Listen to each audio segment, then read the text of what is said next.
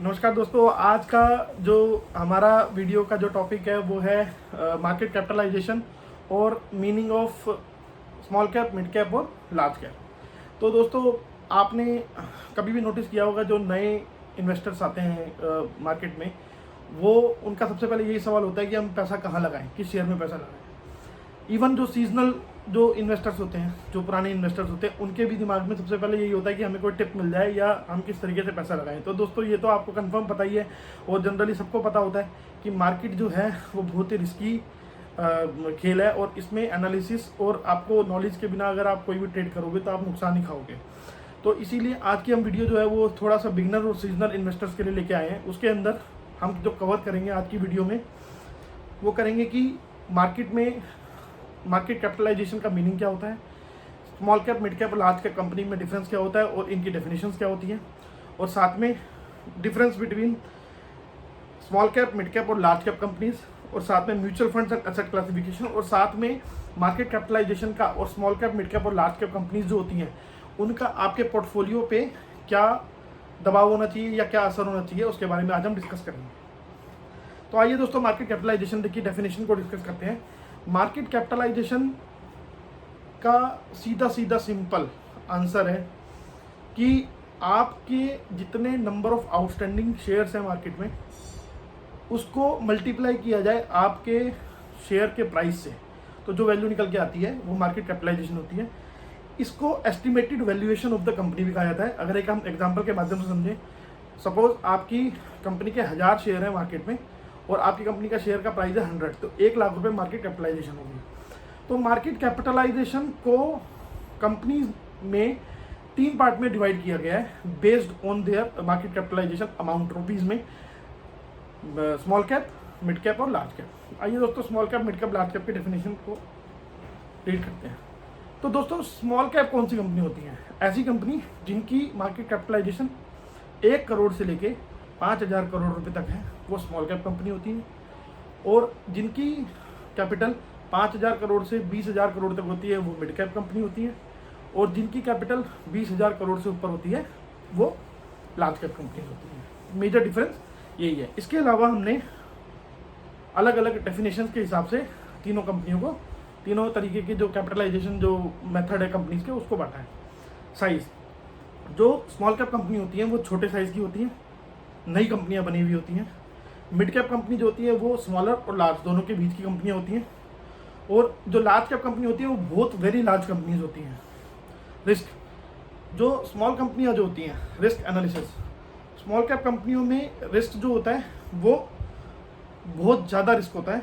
और लेकिन क्योंकि ये अभी नई बनी होती हैं, नए मार्केट में प्लेयर होते हैं, इसीलिए इनमें लो प्रॉफिटेबिलिटी होती है, but they can be successful over a period of time. ऐसे मिड कैप कंपनी होती है, ये भी रिस्कियर होती हैं, बट दीज कंपनी, ऐसी कंपनीज में इन्वेस्टर्स का ज़्यादा इंटरेस्ट होता है, because these companies can be large cap over a period of time. और लार्ज कैप कंपनी जो होती है वो बहुत ही लेस रिस्की होती हैं, क्योंकि ये वेल रेप्यूटेड कंपनी होती हैं।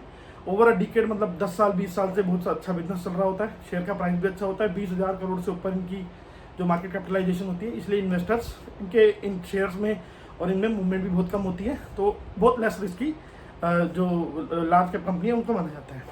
इन्वेस्टर्स, अब इन्वेस्टर्स जो होते हैं वो बहुत ज़्यादा अट्रैक्ट होते हैं स्मॉल कैप कंपनी में।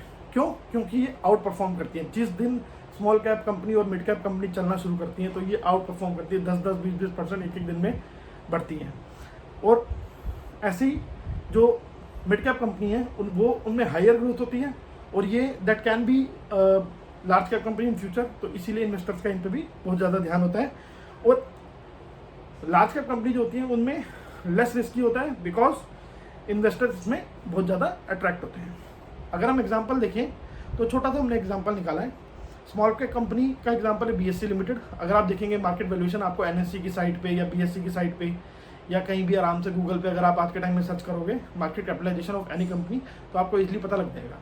तो example, BSC limited is small cap company, Hindustan Zinc एक कंपनी है जो मिड कैप कंपनी है, और large cap company Infosys, Reliance और बीपीसीएल, भारत पेट्रोलियम, ये सब लार्ज कंपनी कैटेगरी में आती है।